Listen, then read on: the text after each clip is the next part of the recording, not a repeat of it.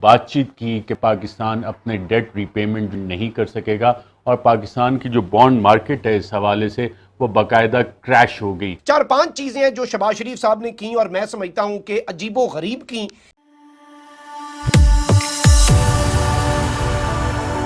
जय हिंद दोस्तों, मोदी देश में आपका स्वागत है। दोस्तों, आज पाक मीडिया पाकिस्तानी प्रधानमंत्री शहबाज शरीफ के यूएन स्पीच पर रो रहा है।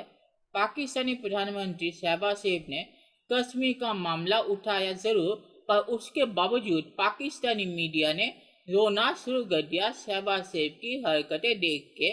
पाकिस्तानी मीडिया ने कहा कि शहबाज शरीफ के बयान के बाद ही दुनिया में पाकिस्तानी इकोनॉमी की जो रेटिंग है वो गिर गई और पाकिस्तानी जो बॉन्ड है वो सबसे लोएस्ट पॉइंट पे चला गया। और पाक मीडिया ये भी रो रहा है कि शहबाज शरीफ ने वहां जाके सबकी बात की पर पाकिस्तान की बात करना वो भूल गए। और पाक मीडिया ये भी रो रहा है कि शहबाज शरीफ ने वहां पे जाके भी स्पीच करते वक्त एक बड़ी गड़बड़ी कर दी। दोस्तों, ये वीडियो बहुत ही मजेदार है, तो इसे आप पूरा जरूर देखिएगा। तो चलिए और इंतजार न करके ये वीडियो देखते हैं। जो बातचीत की कि पाकिस्तान के इस वक्त जो माशी हालात हैं तो उससे इंटरनेशनल मार्केट्स में ये मैसेज गया कि शायद पाकिस्तान अपने डेट रीपेमेंट जो है कर्जे की पेमेंट नहीं कर सकेगा और पाकिस्तान की जो बॉन्ड मार्केट है इस हवाले से वो बाकायदा क्रैश हो गई। Pakistan dollar bonds fell by the most on record after prime minister Shehbaz Sharif said the South Asian nation needs debt relief. और जो इन्होंने बात की कि all hell will break loose. हमारे इज्जत माब जनाब वजीर आजम पाकिस्तान शहबाज शरीफ एससीओ के समिट में झंडे गाड़ने के बाद फैन बॉय की तरह आलमी लीडर्स के साथ बेतहाशा तस्वीर बनवाने के बाद अक़वाम मुत्तहिदा में भी अपनी कामयाबियों के झंडे गाड़ आए हैं और इस तरह की तकरीर की है। और 3 मरतबा रिपीट करके जनाब शहबाज शरीफ साहब ने ये बात कही कि जी हम तो अमन चाहते हैं, हम जंग नहीं चाहते, हम जंग नहीं चाहते, we do not want war. 4-5 चीजें हैं जो शहबाज शरीफ साहब ने की और मैं समझता हूं कि अजीबो गरीब की। एक तो जी शहबाज शरीफ साहब ने वो जो कागज आगे पीछे करने वाली उनकी हरकत थी, इसके साथ ही साथ वहां पर सदारत जो है वो खातून कर रही थी। तमाम तर लोगों ने वहां आकर मैडम प्रेसिडेंट कहा, लेकिन लकीर का फकीर इसी को कहते हैं, नकल के लिए अकल की जरूरत होती है। तो जी ये कागज से पढ़ के करनी थी तकरीर, सामने चाहे मैडम है या मिस्टर है, तो उन्होंने उसे मिस्टर प्रेसिडेंट कहना ही बेहतर समझा कि मैं अपने स्क्रिप्ट से इधर उधर ना हूं। आप यहाँ पे खानदानी सियासत दिखा रहे हैं कि एक विरासत नामे पे, और ये बिलावल की इंटर्नशिप है, पहली जॉब नहीं है। जॉब तो उनकी बतौर वजीर आजम लगनी है। हमारे मुल्क की फॉरेन पॉलिसी का सत्यानाश करके वो इंटर्नशिप कर रहे हैं, वो भी ट्रेनी है। पाकिस्तानी कौम जो है, पाकिस्तान के लोग एहतजाज कर रहे थे कि जी एक चोर हमारा वजीर आजम है, ये हमारा रिप्रेजेंटेटिव नहीं है। और फिर आप वजीर आजम किसके यहाँ, वाहिद दुनिया की एटमी ताकत है, इस्लामी एटमी ताकत। आप 22 करोड़ 220 मिलियन लोगों के नुमाइंदे हैं और आप वहां जाकर ना आपके अंदर वो बात है। और ये होता है जब आप मेरिट पर नहीं आते, जब आप मुसल्लत कर दिए जाते हैं, फिर इस तरह की चीजें एक्सपेक्ट कर लेनी चाहिए। तो वो जो स्पीचेस होती हैं वो अपने आप को अपनी डोमेस्टिक ऑडियंस में लेजिटिमाइज करने के लिए होती हैं। तो जो कमजोर मुल्क है जिनका दुनिया के ग्लोबल ऑर्डर और ग्लोबल इकोनॉमी और ग्लोबल सिक्योरिटी में मैनेजमेंट में कोई रोल नहीं होता, वो इन फोरम्स को डोमेस्टिक कंजम्पशन के लिए इस्तेमाल करते हैं।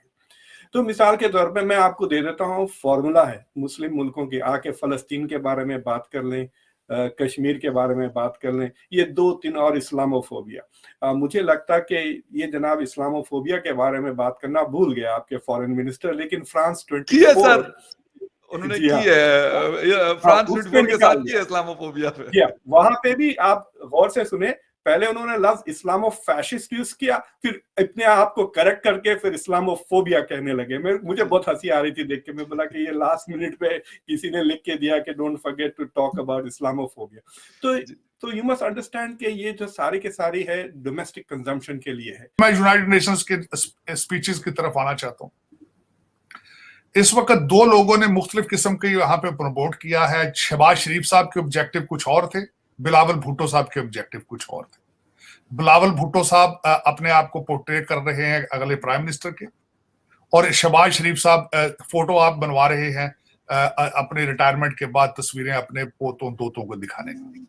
उन्होंने किसी की लिखी एक स्पीच वहां पढ़ी जो नजर आ रही थी, बड़े बड़े मुश्किल अल्फाज थे उसमें, वो उन्होंने पढ़ी है और उसमें उन्होंने कोशिश की है कि जिस तरह दुनिया के सारे मसाइल वही हल करेंगे। उन्होंने इजराइल की बात भी की, उन्होंने सब पूरी दुनिया के जो मसाइल उन्होंने बात की, और इस हालात के बारे में बात उन्होंने की, पैसे दो ताकि हमारा कुछ मूड बने। लेकिन ये कि वो इस वक्त दुनिया इंटरेस्टेड नहीं है। पाकिस्तान को जो इस वक्त 160 मिलियन का यूनाइटेड नेशंस ने एक वर्बल सी बात की है, वो भी जरूरी नहीं है कि वो दें। जो बाइडेन ने भी अपनी स्पीच के अंदर कुछ पैसों का वादा किया है, लेकिन वो जरूरी नहीं दें वो आपको, क्योंकि आप खुद इंटरेस्टेड नहीं है सैलाब वालों को देखने के लिए, दुनिया क्यों इंटरेस्टेड होगी। मैं बड़ी रिसर्च करता हूँ, पॉलिटिकल साइंटिस्ट हूँ, 2 दफा लॉ स्कूल गया हूँ, पाकिस्तानी हूँ, मेरी मादरे मिल्लत है, दुख होता है जब उसके कपड़े फाड़ते हैं ये लोग। लेकिन इस वक्त फ्री फॉल पे पाकिस्तान की समझ नहीं आ रही कि इसकी ब्लीडिंग कौन रोकेगा, किस तरह रोकेगी, कौन रोकने की सलाहियत रखता है।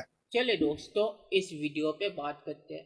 तो पाकिस्तान का बॉन्ड अभी भी कोई खरीद रहा है, ये सुन के बहुत ही ज़्यादा हैरान हुई कि पाकिस्तान दिवालिया होने के करीब है, और अभी सिर्फ IMF नहीं, पाकिस्तान को दिवालिया होने से बचा के रखा है। पर इमरान खान अगर फिर से आ गया तो IMF के साथ वो वही करेगा जो उसने पहले किया था।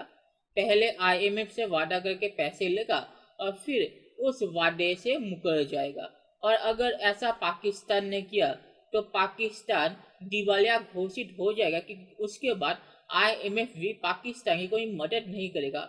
और चीन के साथ आपको पता ही पाकिस्तान के रिश्ते कैसे है, तो चीन से भी पाकिस्तान को कोई पैसे मिलने वाले नहीं है, क्योंकि चीन ने CPEC के नाम पे ही पाकिस्तान में जितने पैसे डुबा दिए, उसके बाद मुझे नहीं लगता कि चीन फिर से पाकिस्तान में अपने और पैसे डुबाएगा। और पाक मीडिया जो कह रहा है कि शहबाज शरीफ की स्पीच नाकाम थी और वहाँ पे शहबाज शरीफ ने अपनी बेइज्जती करवाई, तो ये सही बात है, क्योंकि शहबाज शरीफ एक ऐसे देश का PM है जहाँ पे फ्लड आया हुआ है, और फ्लड की बात शहबाज शरीफ ने 1-2 बार से ज़्यादा UN स्पीच में नहीं की, और भारत और कश्मीर की बात शहबाज शरीफ ने 12 से 14 बार की। तो इससे पता चलता है कि फ्लड के मामले पे शहबाज शरीफ और पाकिस्तान सरकार कितनी गंभीर है। तो इससे पता चलता है कि पाकिस्तान की प्रायोरिटी अभी भी कश्मीरी है, जब पूरा पाकिस्तान डूब रहा है।